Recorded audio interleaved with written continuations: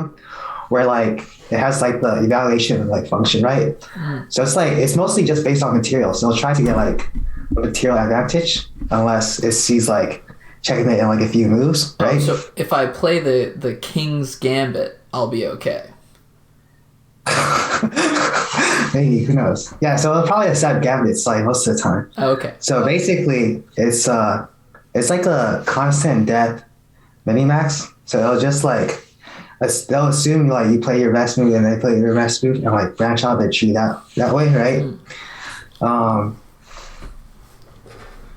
But because like I haven't really like specialized the algorithm, there's just like too many like states to search through. So like right now I just set the default to like 3 moves search, which takes like a few seconds. But then I did 5 move search, which takes like 30 seconds to a minute. And that one's like gotten pretty good. Like I had to think a little bit. So I think if you like put in like a few more deaths, which would take a while. So I wouldn't do this for like a time match, but like it could probably beat you. Yes. Okay. I'm excited to try it out.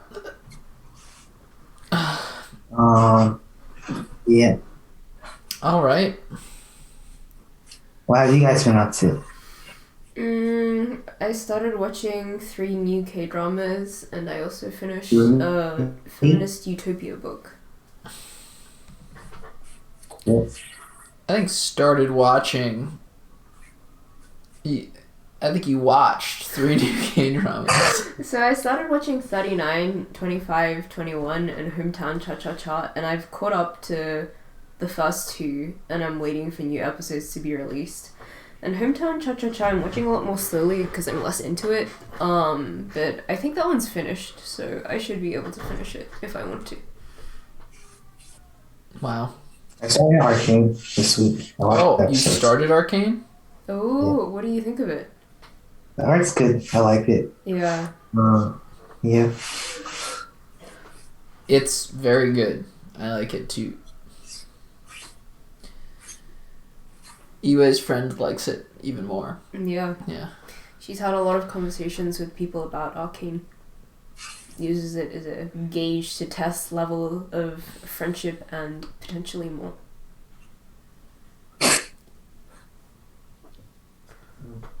Interesting. How does that work?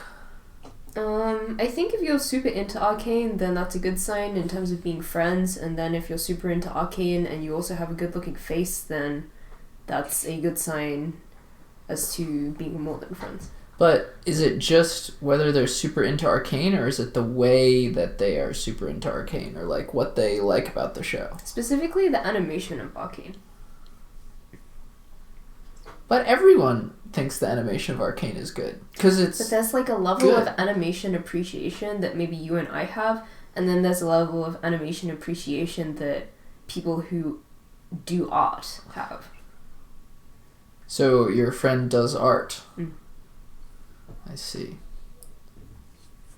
Interesting. She was hand animating this traditional Chinese dance that her sister was doing, and it looks really cool. Like, the flowy sort of art style in that one fight scene in Jujutsu Kaisen, maybe? Yeah. Yeah, it looks kind of like that. Jujutsu Kaisen had some good fight scenes. Yeah. Wait, your friend literally does animation? Wow. Yeah. That's really cool. Yeah. I've never met anyone in real life who like animates. Penn has an animation club. They do? Yeah, and they offer animation classes. I Missed that one.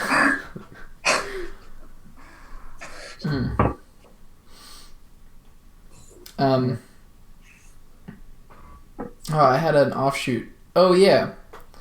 The coolest thing that happened in my week was that Brandon Sanderson. That was just this week. Yeah, right? Feels like such a long time ago. No, that was 2 weeks ago. Never mind. What? Yeah, that was 2 weeks ago. Well, then I must have forgotten to mention it last week, but it was big. Brandon Sanderson. Do you know who Brandon Sanderson is, Danny? It's the guy who wrote Mistborn, right? Yeah. Did you read Mistborn? No, not yet. But you've been told to read Mistborn. Yeah, by someone. By me or DC? By someone. And then he was like, you should also check out his YouTube channel. He'll teach you how to write. That still could either be me or DC. DC has also told me to do that. I think you were the one who introduced. I introduced. Sanderson to Yes, DC. I 100% did. But he is DC really is recommended trying it back to. to you. Well, that's how I heard about this. That's how I heard about this Kickstarter because he texted me. So Brandon Sanderson released a video last Monday, and he was like, you know, guys, I'm releasing a video tomorrow. I have something that I have to tell you guys, and he made it like very serious, as if he was like gonna apologize for something.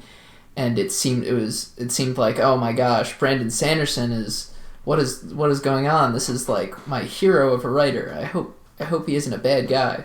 And then the next day, he releases a video, and he charts it and is like, yeah, so, you know, during the pandemic, lots of people, you know, it was a tough time for a lot of people, and for me, well, actually, context to the story, Brandon Sanderson is probably the most prolific fantasy writer ever. He releases like 2 books a year. He writes insane amounts of speed. Like, it's insane how much he writes. His books are really long. It's crazy. So he releases this video, and he's like, so guys, you know, no one has really expected me to do any writing because, you know, the pandemic and everyone's stressed about it. But what actually happened for my pandemic is 30% of my year was traveling to conventions. And then in the pandemic, I didn't have that. So I just wrote. So I have 5 extra novels that I've written during the course of the pandemic. 5 extra novels, right? And I'm putting them all on, putting up a Kickstarter. And in 2023, I'm going to ship one every 3 months to people as part of the Kickstarter. And it is currently the most funded Kickstarter of all time. It's sitting at like 25 million right now. And it cracked like 15 million.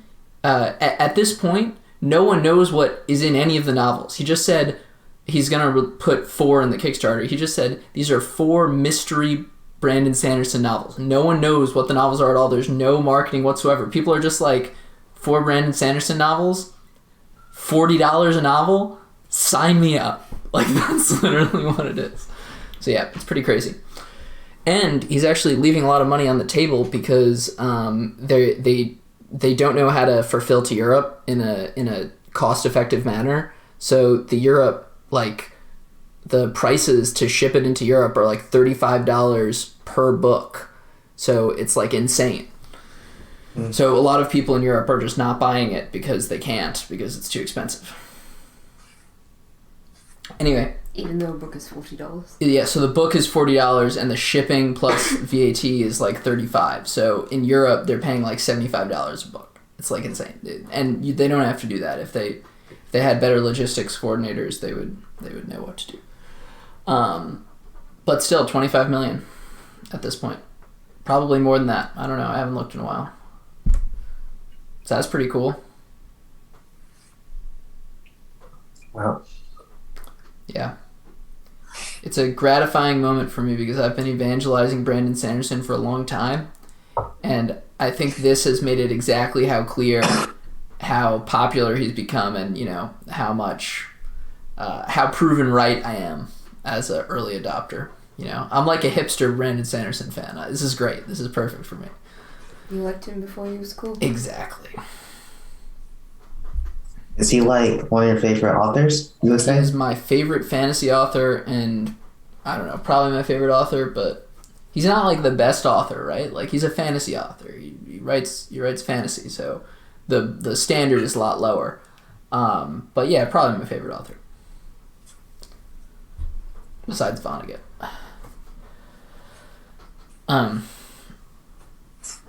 Alright, someone ask a question. Danny, do you have any questions? Sure. So, what is the best discipline for understanding the world?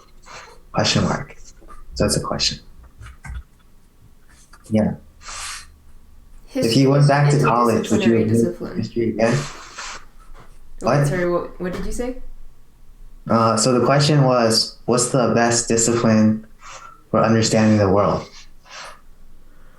And at Ian, would you still major in history if you had like a rewind? I think history is the best discipline for understanding the world. Mm.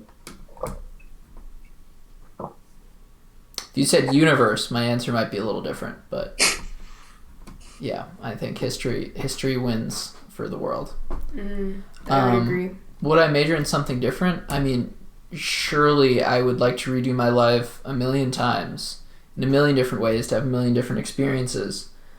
But I like my history major. I don't know if I would redo everything. So you don't find it important to study like science and math stuff in like a rigorous manner? That is the face of one who doubts. Not particularly, no.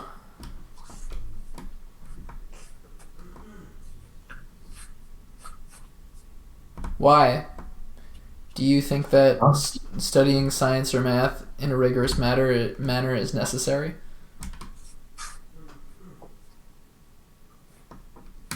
I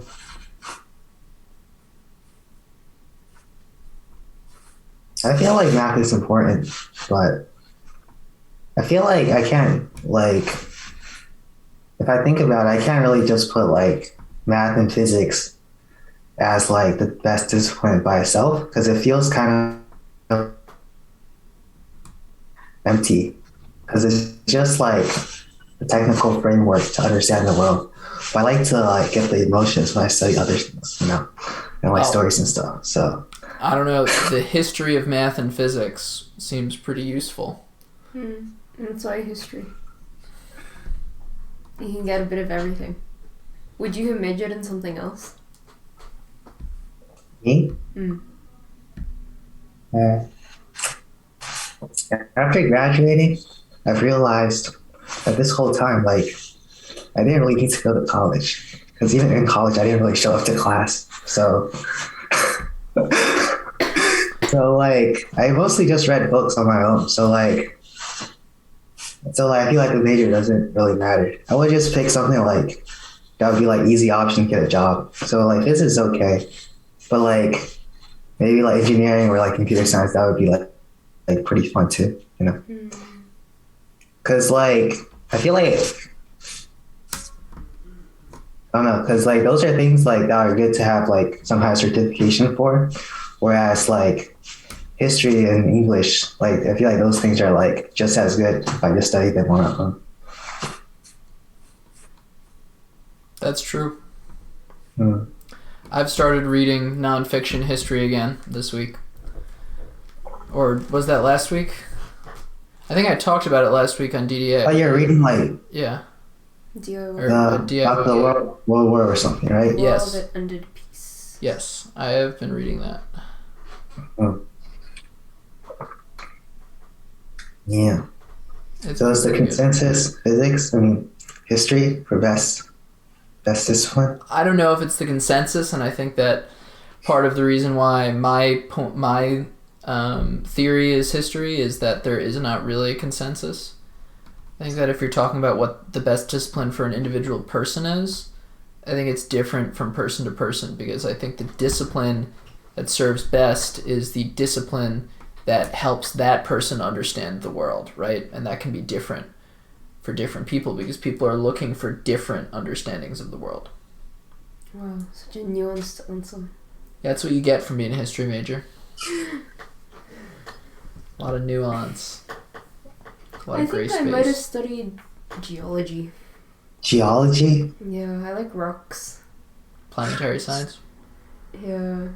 Well, I don't know, I think that rocks and like geological processes are very interesting. Well, it's not too late for you. And you can always go out and do field work and look at rocks. I think it'd be cool. I mean, astronomy is also really cool, but you can't physically go and look at the rocks that you're find like What do you think about like biology then? Is that less interesting than rocks? So, I've never taken anything beyond 10th grade biology, so I couldn't really say. I didn't take any science my last 2 years of high school. So my knowledge of science is very limited to physics, really. And that one paleontology course that I... So you don't know any chemistry either? Yeah, no, I don't know any chemistry. The only chemistry that I know is from, like, atomic physics. Which is not really chemistry. I know about, like, Bohr's model of the atom and the little, like, shells. Yeah. Do you know about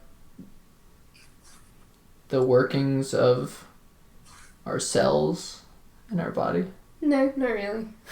The mitochondria is the powerhouse of the cell. I know that from social media. I'm glad that quote has infected social media. Yeah. What I remember of biology was dissecting... I dissected a fish at one point, and I also dissected, I think, a sheep's heart or a pig's heart, some kind of heart. And I also remember dissecting a flower and then labeling all of, like, the flower pots. Yeah. That's what I did. That's my knowledge. But I think astrobiology is really interesting. You said astrobiology? Yeah, it's like a new up-and-coming field where they try to think about how early life would form on various, extraterrestrial environments. And in order to do that, they work very closely with people who study extremophiles. And I just think it's, it's pretty cool. You get to go to these sulfur pits to look at how bacteria and strings of DNA behave there. I think astrobiology is up and coming in the at a geological time scale. You may be right. So it's like mostly a theoretical field right now, right? And for the foreseeable future. Yeah, a little. I mean, a little bit is probably lab experiments of bacterial life, but also a lot of it is simulations of what biomarkers might look like in the atmospheres of exoplanets. And they're hoping to... That's pretty cool. Yeah, and they developed a lot of these models, and they're now hoping that they will help inform JWST observations, because since JWST is like the biggest new telescope and has a lot more sensitivity, they're hoping that we'll be able to see a lot more detail in exoplanet atmospheres. Yeah. Also, there might be life on Venus, just saying. That'd be cool. I always thought Venus was a hot topic for the life in this solar system. Get it? Because skeptical whenever they say there might be life on Mars/Venus. I'm like, that's too convenient. It just happens to be in visiting distance. Potentially there could have been life on Mars, but we missed it in the time scale. And conceivably, there's probably a solar system out there that has life on multiple planets at the same time, like habitable planets. Do you want a potentially disgusting but somewhat interesting fact? What? There is life right now on the moon. Yeah. You want to know why? Didn't Japan send a satellite into the moon and it had tardigrades on it? Maybe. I don't know. I'm thinking about the Apollo mission that landed on the moon, and in order to have space to take back moon samples, they left a lot of like the waste from the spaceship on the moon. And as you know, human waste contains bacterial life. So it's been just chilling there on the moon for like Yeah, but is it still alive? Yeah. They're actually going to send something to the moon to collect it back to see how the bacteria may or may not have survived in the 60s. So is this all planned? They're like, we're gonna leave it there as part of an experiment because we'll come back for it later. They probably planned this out. Yeah. That makes sense to me. So I learned that the other day, which was interesting. Well, All right. Do you guys think that Musk is gonna get to Mars in our lifetime? Or probably more accurately, in Musk's lifetime, because he's older than we are. What is it, like 3 months or 3 years? 3 years to Mars, right? I don't know it Current exactly. Travel speed. There's a window though. You have to go to Mars at a specific timing in like the when Earth and Mars are the closest. I believe it. I think it'll happen. I feel like I don't study enough of space stuff to like know if it's feasible. But like, it sounds feasible. It's feasible to go there. Oh, you mean send a human there? Yeah. I think so. I mean, Wait, has no? they send rovers there, so you would just have to sort of beef up that process. I to think it's support a human possible. My question is the time scale. Like, being. I feel like it can be done in our lifetime. So his timeline's like what, like 2030 something, Yeah. right? I don't know. Well, maybe we just double that. I feel like he could get there by like 2050 or something. Yeah. I don't think he'll make his timeline in this case. So How competitive is the other one? What other one? like You know how Blue there's Origin. SpaceX and then there's another one? Run by Jeff Jeff Bezos made like a Blue space. Origin. Yeah. Which makes no sense to me why he would, but No, it's not competitive compared to SpaceX, but basically everything. There's more companies than just Blue Origin and SpaceX, and all of them, like Boeing. But SpaceX is currently the market leader. So. Oh, it'd be nice to work for SpaceX. Yeah, SpaceX actually very conveniently timed for this whole Russia thing. We didn't have SpaceX ramping up for the past, 10 years. We would have no capacity to get astronauts from the ISS. Oh.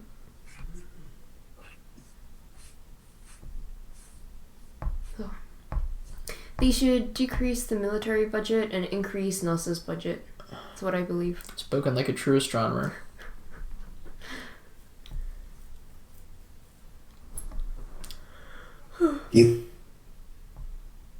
military budget. You froze, You've Danny. been sort of cutting in and out. Yeah, your internet's bad. Boo your internet. I froze on purpose. That was a pantomime. I see. What did you say?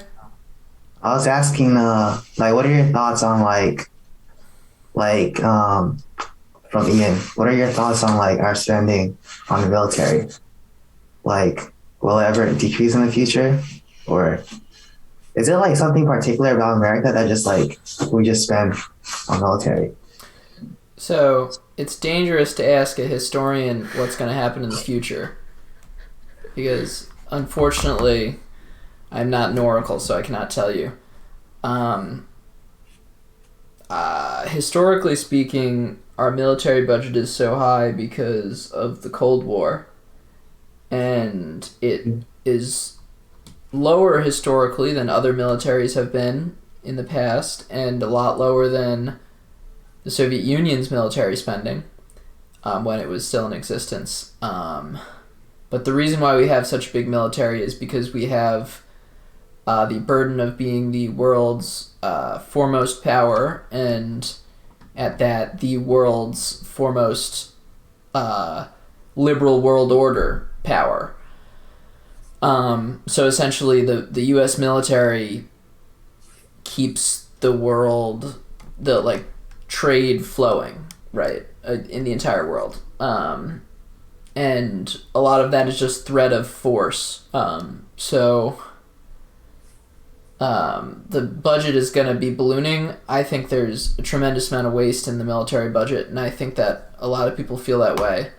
But that's a hard thing to combat without getting rid of things that the U.S. needs to have a big military budget. It's just I feel like we're wasting money a lot on a lot of things. I don't think the U.S. will ever sizably decrease its military budget. No, I just don't think it's going to happen. The country will eventually collapse, right? Like all countries do, or it'll change in some fashion. And I feel like we're going to be spending our military budget right up until the end of that. So, yeah. And that's just because that it's true of all time. Once you start spending money on the military, it's very difficult to stop spending that money. It's a lot easier to give them money than to take it away. So. Did that answer your question? Yeah. You guys have any questions? Why do you ask about the U.S. military budget? Well, I don't know. That's like just things to think about, for the utopian society. How much would you want to spend on the military versus like other things that would improve like people's quality of lives? So like, because I felt like the military spending wasn't really like, as you said, like not that efficient, so. Yeah. I mean, it is very necessary, and people often think about like direct improvements to people's lives, but like in terms of a utopian society, you still need like police force and military, unless your society, you might not need a military if your society is in a vacuum and there's no other societies around it. But like at its very basic, your society cannot function without existing, right? And the purpose of the military is to maintain its existence. Yeah, I don't know. It serves a function, but it's tough to decide where the start and end of that is. So. Wow, thinking about utopias. Yeah, I do enjoy thinking about utopias. Okay, next question. Do you have a question? No, he was asking us to give questions. He's been asking questions this whole time. What would your utopian society be based on? So there's this idea proposed by my Utopia history professor, that utopias are usually formed in response to a particular problem. And in order to resolve the root of this problem, the writer radically changes some aspect of society and then founds the utopia on that. So what would your utopia be founded on? I can also give an example. So in Thomas More's Utopia, he saw the problem as crime, and crime was caused by poverty, and poverty was caused by private property. So his utopia has no private property. So he was a communist before it was cool. Sort of. Yeah, well, he was wrong, so.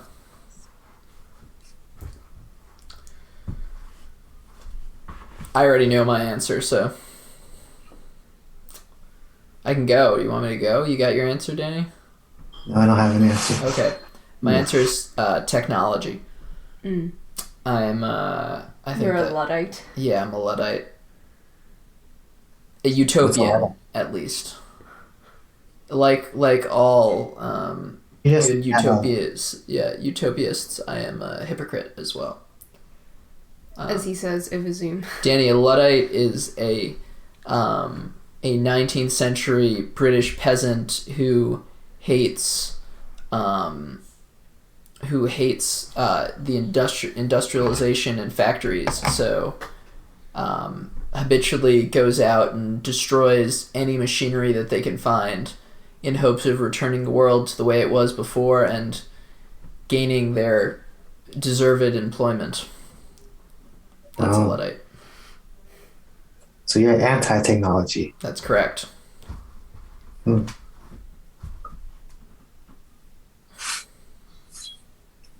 But then that means you have like less stuff.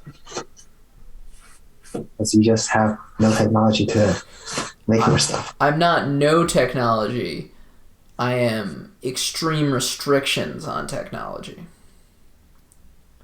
What kind of restrictions are you talking about? No social media. Oh. What I'll about probably you? get more draconian also, but more draconian than that, but that's a good outline. Technology is a tool. It's not a mode of communication.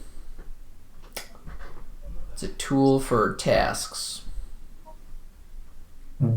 Okay, it can be a mode of communication, but simple communication. Landline. No texting. You can talk on the phone, but no texting. So there's no Zoom either? Or You can video call. Voice call. then you can stream too. Yeah, I don't know. I'm gonna have to think about that. Yeah, what about texting for people who are hearing impaired?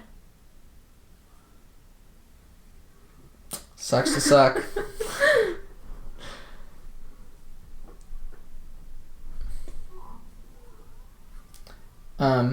You got your answer yet, Danny? I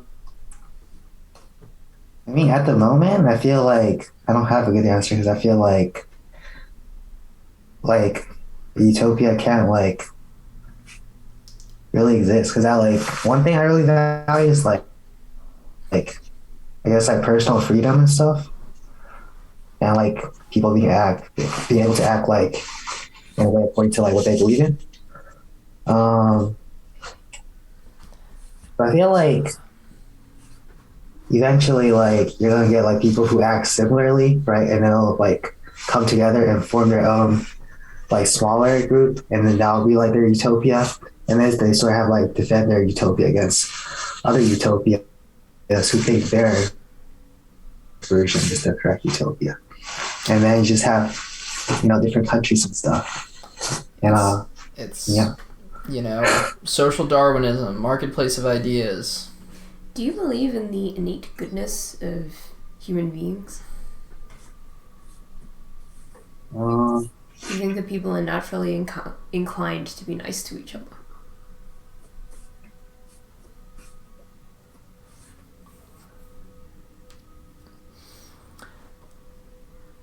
I believe that people are naturally inclined to be nice to each other, but I do not believe in the innate goodness of human beings. Is it weird like to like answer that question? Because I feel like that's sort of like a philosophical question where like about the nature of man and whether it's like inherent characteristic that they're like good, right? But then I'll just sometimes just think of like evolutionary and stuff, like how like remember like we were in ISP and they were talking about like the tit for tat. So eventually like species would evolve based on like how cooperative they are, right? So if like everyone's nice to each other, right, that's like maximizes like the total utility, everyone's happiness. But then if like one person decides just to be like bad and like steal and stuff, they'll like have a better strategy. And like that'll be that strategy will gain popularity. And eventually you just have like a very diverse like group where most people are like nice most of the time if you're nice to them, but they can be aggressive if like you're not. So if you do that to them, right? So I feel like most people probably are like that, like use the tit for tat strategy where like they're generally nice to people unless like they've been wronged or something. And then there's like smaller subsections about like people who are just like always nice or always evil. So I actually really agree with Danny's point, and I felt the same way when we did that same thing in ISP. That just makes sense to me. The only other thing I have to add is probably thinking about this historically speaking, especially since I've been reading this book on the origins of World War One. Makes me think that if you ask this question to people at different historical times, they would give you very different answers. Because people who saw the two world wars, you know, I doubt any person that lived in Europe in 1942 would believe in the innate goodness of human beings, right? And that has been true in various wars throughout history and various things, but also there are times like right now where, I mean, as much as we are like seeing terrible things happening around the world, it's like as far as things are going, we've lived in an unprecedented era of peace at the time in which war would be the most costly, right? Which is kind of nice. I guess it is precedented, but yeah. So it feels right now like I think there's a common perception that humanity is on this upward trajectory and progress is exponentially going up. And in the past, people have felt that way, and the system has collapsed. So we'll see.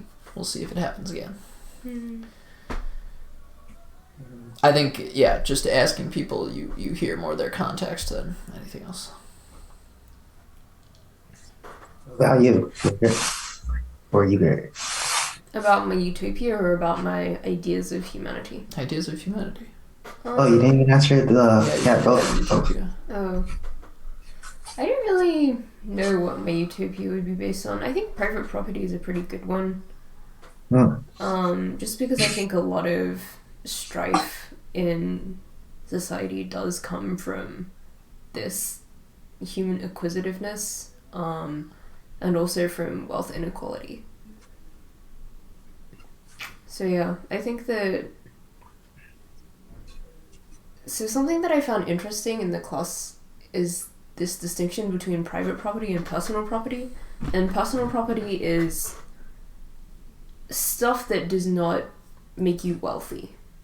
So let's say the clothes that I'm currently wearing, some books, some board games, that's fine.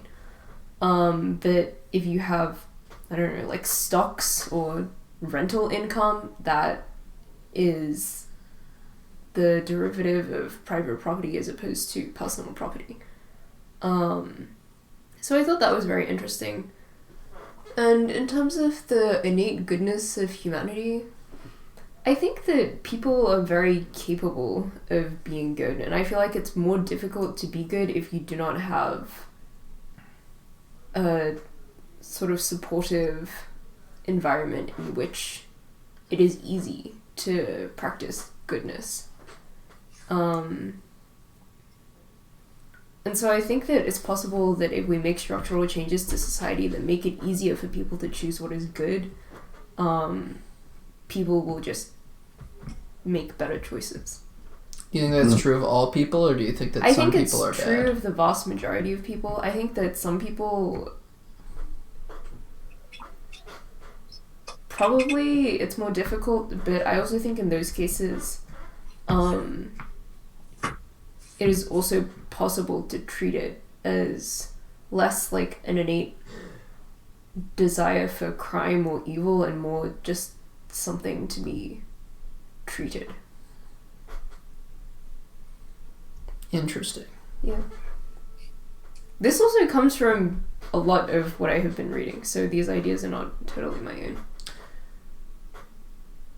Well, you described pretty well Erhuan. Yeah. Yeah. Let's do we're almost at 9, so let's do history. Well, we've done a lot of history today. We've also done a bit of space. Well, I want to hear the exoplanet of the week. Okay, so I don't have an exoplanet of a week, but I have a cool concept, which is exomoons. And as you may guess, these are moons that orbit exoplanets. And there have been none confirmed yet, but theoretically they should exist because our giant planets have a ton of moons.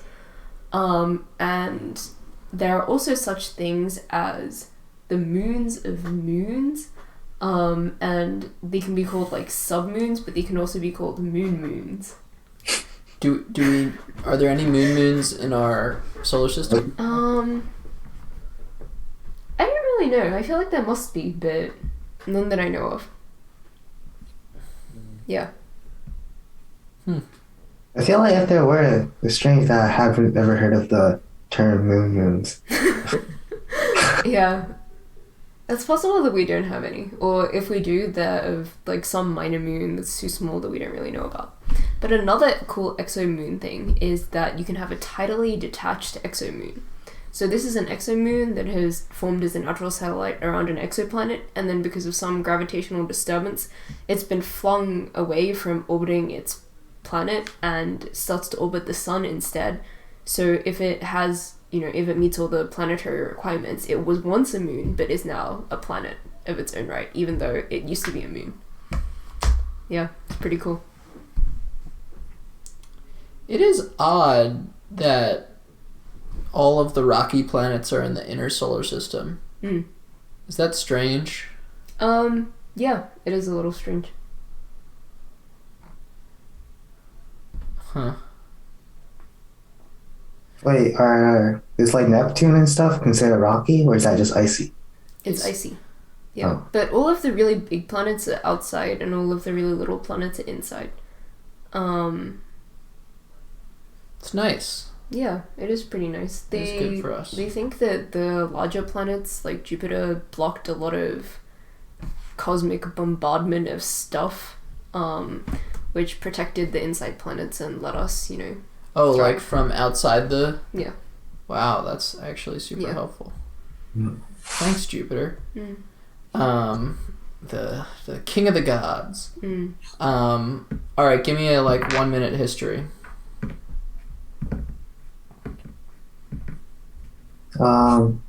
Italy during the Renaissance. Have I talked about this already? Really? Yeah, I don't think so. So, Italy during the Renaissance. Basically, everything was happening in Italy. That was because Italy was fabulously wealthy off of the spice trade. It had some very powerful city-states like Venice, Genoa, Milan, Florence. Love Florence. Guilders. Love Milan. It's not a real city-state. Bologna. There were some really cool families. The Medicis, the whoever was in charge of Venice, Duke Rodrigo, I forget, something like that. But one of the things to know is that it was also a time of revival. Renaissance means revival, and at that point in our human existence, we did not believe ourselves to be exponentially growing and exponentially increasing in our knowledge and advancement. That was not what people in the Renaissance believed. Like people like Leonardo da Vinci, it was more of a rediscovery of old knowledge, right? And the Renaissance was the first time that because of the stability of the East, they were able to send scholars and get translated Greek and Roman texts from the East to Italy and to the rest of Europe and translate them so that people could understand them. So people were reading things by Socrates, or not by Socrates, by Plato, things by who's the Stoic guy? Seneca. No, I'm thinking of something else. But they were reading Seneca, they were reading, Virgil, all sorts of people that they had essentially lost for... Zeno? No. The Stoic, it's okay.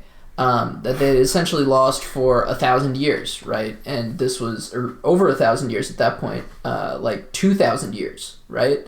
So they're reading these immensely influential immensely influential writings and writings with ideas that no one had even thought of for almost 1,000 or 2,000 years, and learning a lot, right? So the Renaissance for a time, and there was a big, like, if you think of all the Renaissance statues, right, there was a big, like, neoclassical. Neoclassical time, and it was the first in a long time where people had this, like, these neoclassical ideas. And it was really, really cool time. It was one of those times where people would have said, oh yeah, people are naturally good. And you know the reason for the Renaissance? What? 2 things. 1, Black Death. 2, climate change. So, the climate was, at the Renaissance, the climate, I forget if it was like a global, I think it was a small global warming, like a mini global warming thing. And it helps, it made society easier, and the Black Death wiped out, a third of Europe's population, and when a third of your population is wiped out, there's still all the wealth there from the whole population, so essentially everyone just got richer. So that was what happened, yeah, and there was a massive labor shortage, so peasants were able to get better conditions. It's funny how that works, just kill a third of the population and suddenly everyone else is doing well. It really makes you think, doesn't it? Alright, I'm done. I also have a fun Italy Renaissance fact. Ooh. When city-states would quarrel, they would sometimes bring in outside people who did not belong to the city-states as administrators, right? To help run the city-state. Okay. And then these administrators would be like on loan for a period of 2 years, and then they'd just go back home. Huh. Yeah. Want to know a funny not Renaissance thing? Oh, actually, no, it'd be after the Renaissance. Do you know Geneva? Yeah, well, Geneva, today we think of like the Geneva Accords and like, human rights. Geneva during the 17th century was run as a religious, like, theocratic society by Calvin. That was very restrictive and very harsh.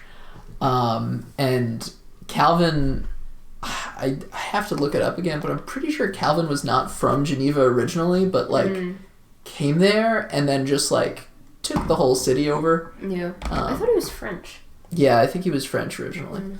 But yeah, Geneva is super cool. And it was very harsh, but also very tolerant. And, it's kind of weird thing. I thought about going to study abroad at the University of Geneva. Geneva is really cool. Yeah, they have an astronomy program. Yeah. French. That's near Bern, right? So, the collider. Sun?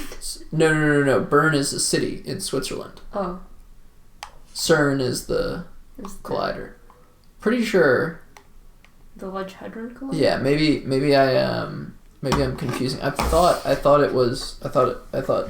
Hadron Collider was in Bern. Well, I'll look that up after the show. Anything else? Do we got any other big looming questions? Not in particular, I guess. No. I've been enjoying the show. I like doing this every Sunday. Do you feel awakened, Danny? Awakened? Sure. Do you drink coffee or spiritually? Water. Easy. Yeah. I believe in that. I'm a water person. Water. I'm like a plant. I don't like coffee. I never drink it. Very smart. Coffee tastes good. Coffee's bad for you. Yeah, that's true. You know that each cup of coffee you drink is a day off of your life? If I told you I read that on the internet, would you believe me? Book Rex? Oh, Book Rex. Jeez. Herland by Charlotte Perkins Gilman? Charlotte something. It is a utopia. It's a utopian novel in which 3 strapping young American lads go exploring, and they hear from the native people in the area that they're exploring that there is a rumored country of only women. And they're like, haha, let's go explore this. And they find this... It's a good place to explore for 3 strapping young men. And they find this country of only women to be very different than what they expected. And it is a parthenogenic... I don't think you're using the right word. It's a female-only utopia that survives by parthenogenesis. It's not a real thing. That's the word that they use. It's a little like sci-fi fantastical, but it's really interesting, and presents this idea of what society might look like sans men. Yeah. Except for those 3 guys. Yeah, except for those 3 guys. Who are, I'm sure, are having the time of their life. Actually, they are not. Do they all die or no?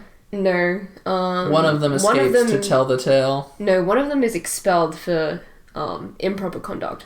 And the other one falls happily in love and gets married. And the other one gets married, but his wife is interested in the world outside and is like, you guys must know so much more and have such a more perfect society than our little limited country with only 1/2 of the human race. And there's a sequel where they explore the world and they are in Europe just as World War I is happening. And the end of that sequel is they go back to the women-only utopia. Well, yeah, seeing World War I would do that to you. Yeah. My suggestion on that note is the no. Oh, should I suggest that game? Is the peace that ended, or the war that ended peace, a deep look into the origins of World War I, which, as I've been reading, almost brings me to tears at how terrible it is, and how we got there. I will say it is making a stirring case for the liberal type of government with checks and balances being the better type of government. And, I'm not one who always supports that, so. What do you got, Danny? One sec. Okay, so my book recommendation is called, I read this maybe 2 weeks ago or something. It's called Parasite in Love. Mm-hmm. By Sugaru Miyake. These books I recommended before. Yeah. Basically about a 27-year-old compulsive disorder, OCD having person who has who struggles keeping a job and fitting in with society because of his disorder, right? And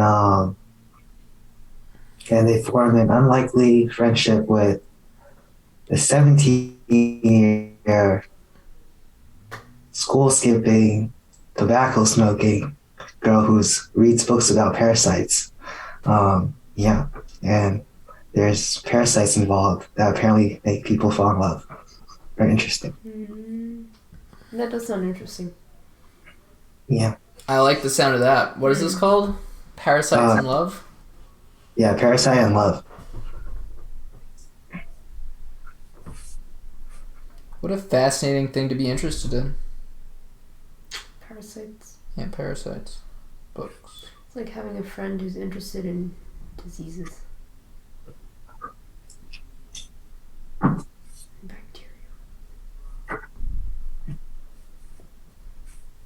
Man, I gotta start reading some Miyake. The book you described last week. Fiction taste. Yeah, the book you described last week also seemed really good.